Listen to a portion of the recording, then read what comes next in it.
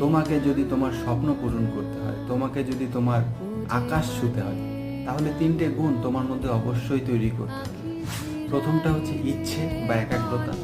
একাগ্রতা বা ইচ্ছে তোমাকে দিয়ে এমন কাজ করিয়ে নেবে যেটা করার কথা তুমি স্বপ্নেও কল্পনা করতে পারবে না। দ্বিতীয়টা হলো সাহস। নিজের লক্ষ্য পূরণ করার জন্য তোমার সাহস অবশ্যই বাড়াতে হবে। সাহস তোমাকে দিয়ে সেইগুলো করাবে যেগুলো তোমার লক্ষ্য পূরণ করার জন্য প্রয়োজন। আর 3 নম্বরটা হলো অভিজ্ঞতা। অভিজ্ঞতা তোমাকে বলে দেবে কি করা উচিত আর কি করা উচিত নয়, যেটা তোমার ভুলের সংখ্যা কমাবে এবং তোমাকে সফল হতে সাহায্য করবে। তাই যদি নিজেকে সফল দেখতে চাও, নিজের স্বপ্ন পূরণ করতে চাও, এই 3টে গুণ নিজের মধ্যে আজ থেকেই তৈরি করা শুরু করো।